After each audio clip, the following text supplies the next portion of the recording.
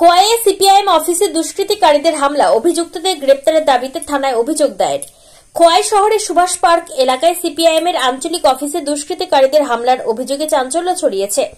রবিবার 5 অক্টোবর গভীর রাতে আনুমানিক 12টা 30 মিনিট নাগাদ এই হামলার ঘটনা ঘটে বলে জানিয়েছেন সিপিআইএম নেতা কানন দত্ত। ঘটনার পর সোমবার সকালে সিপিআইএম সুভাষ পার্ক অঞ্চল কমিটির পক্ষ থেকে খোয়াই থানায় লিখিত অভিযোগ জমা দেওয়া হয়। অভিযোগে বলা হয়েছে, রাতের অন্ধকারে কয়েকজন অজ্ঞাত পরিচয় ব্যক্তি পার্টি অফিসে দরজা ভাঙার চেষ্টা চালায়। যদিও ভেতরে ঢোকা সম্ভব হয়নি, তবে বাইরে থাকা চেয়ার ও আসবাবপত্র ভেঙে রাস্তায় ফেলে রেখে যায় দুষ্কৃতিকারীরা। কানন দত্ত জানান, এটি একটি পরিকল্পিত হামলা। পার্টি অফিসের পাশাপাশি পোস্টার, সাইনবোর্ডও নষ্ট করা হয়েছে। গণতান্ত্রিক পরিবেশ নষ্টের অপচেষ্টা চালানো হচ্ছে। তিনি দোষীদের দ্রুত গ্রেপ্তার ও কঠোর শাস্তির দাবি জানিয়েছেন। ঘটনার খবর পেয়ে পুলিশ ঘটনাস্থলে পৌঁছে তদন্ত শুরু করেছে। এই ঘটনায় খোয়াইয়ের রাজনৈতিক মহলে তীব্র প্রতিক্রিয়া দেখা দিয়েছে। ত্রিপুরা থেকে যশপাল সিং এর report, crime press Bengal news.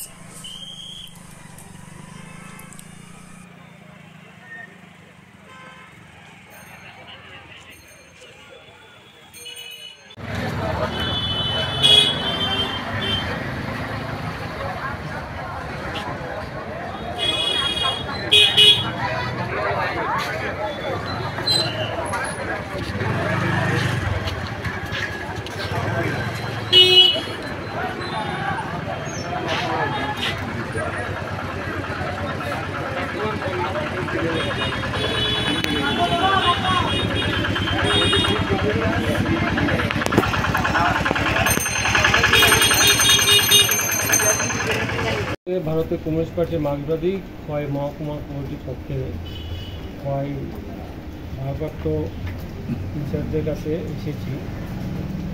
গতকালকে আমাদের পার্টি সুভাষ পার্ক অঞ্চল কমিটির অফিসে আক্রমণ হয় রাত্রিবেলা প্রায় 1টা নাগাদ।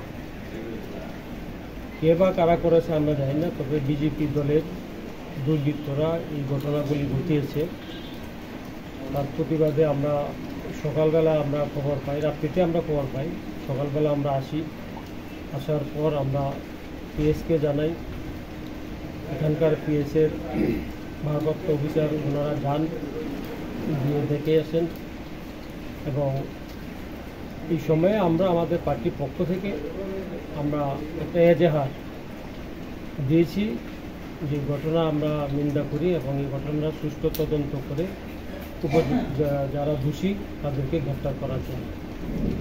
তার সাথে আমরা আগামীকাল এই ঘটনার প্রতিবাদে ভারতের কমিউনিস্ট পার্টি মার্ক্সবাদী খোয়াই মহকুমা কমিটির পক্ষে একটা প্রতিবাদ মিছিল এবং সুভাষ পার্ক বাজারে আমরা একটা সভা অনুষ্ঠিত করব।